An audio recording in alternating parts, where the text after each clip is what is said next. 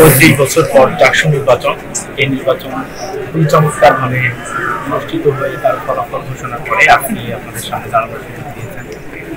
আমি কৃতজ্ঞতা প্রকাশ করছি আমার শিক্ষার্থী ভাই বোনদের প্রতি, যারা আমাদের উপর আস্থা রেখেছেন। আমরা তাদের কাছে গিয়েছি, তাদের অসংখ্য জানার চেষ্টা করেছি, তারা আমাদেরকে অসংখ্য সম্মান দিয়েছেন, ভালোবেসেছেন। তো আমি বলতে চাই যে দায়িত্ব আমাদেরকে তারা দিয়েছেন সম্পূর্ণরূপে একটি আমানত। আমরা চাই আমরা দায়িত্বের আমানত তারা আমাদেরকে দিয়েছেন, আমরা পাবো। আমরা বলেছি যে যদি আমাদের ব্যাপারে, আমাদের দায়িত্বের ব্যাপারে কোনো প্রশ্ন থাকে, আমাদের অবশ্যই আমাদের সঠিক পথে রাখবেন। তারা অবশ্যই আমাদের পরামর্শ দিচ্ছেন।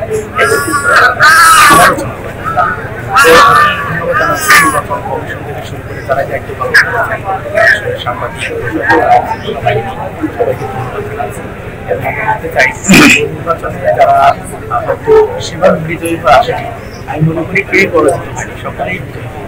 আমরা এখান থেকে অনেক কিছু শিখেছি, আমাদের অনেক চিন্তা, অনেক সৃজনশীলতা আছে যেগুলো আমরা এখানে শিক্ষার্থী ভাই বোনদের সাথে দেখেছি। আমি মনে করি সকলে যদি ঐক্যবদ্ধ প্রচেষ্টা থাকে, যদি সকলে মিলে আমাদেরকে সহযোগিতা করে এবং আমরা সকলে মিলে একটা প্ল্যাটফর্মে ইনশাআল্লাহ চট্টগ্রাম বিশ্ববিদ্যালয়ে এই ছাত্র সংসদ সারা বাংলাদেশ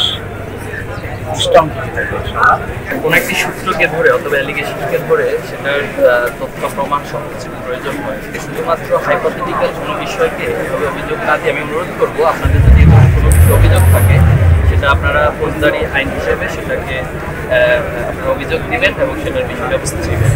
2024-এর জুলাই আগস্টের পরে ছাত্র শিবির যখন থেকে দৃশ্যমান সকল কাজ আমরা করছি, বিগত সময়ে আমাদেরকে অযোগ্য হিসেবে বিবেচনা করা হতো।